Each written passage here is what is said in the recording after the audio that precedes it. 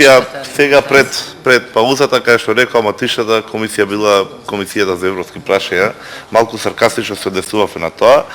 Па сега да ги прашам представниците на владата дали во суштина надлежностите, односно оние што се задолжени за зачувањето на здрава, чиста, права животна средина, можеби се во Министерството за администрација. Ние со еден амандман, со вакво решение овдека им решаваме серија на главоболки за кои што се дискутирало многу преходно. На крајот на криштата, па еве да се запрашаме колку закони токму на оваа комисија до сега се донесени со одложено дејство. Само во последниот месец дена имавме 2 или 3. Еден имавме закон, го носиме сега ради некоја тривијалност или техничка карактеристика за X особи, и кај што велиме ќе се применува од кога ќе влеземе во Европската унија. А ние датумот го немаме уште. Сега станува збор за нешто за кое што инспекторите не може да се вршат работата.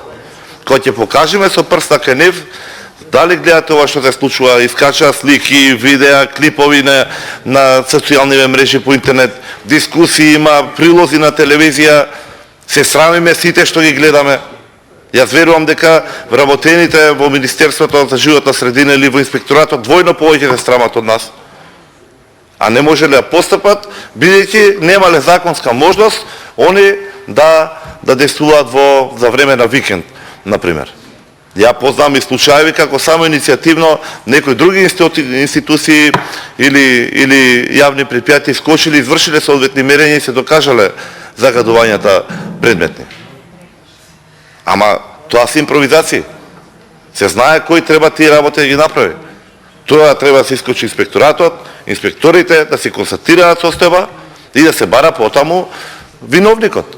Дали тој произлегува од несоодветни интегрирани еколошки дозволи за испуст, или пак станува за уште поголема форма на злоупотреба, или па некој едноставно си го нашол закон да си го спроведува во своја рака. И нормално ќе може да го направи, кога не може да одговара. Кога знае дека од петок, од 3:30, 15:30 до понеделник до 07:30 или 8 часот кога што почнува со работно време, ние имаме сива зона во државата. Може да прави кој што сака, како сака да силува животна средина и нема да одговара.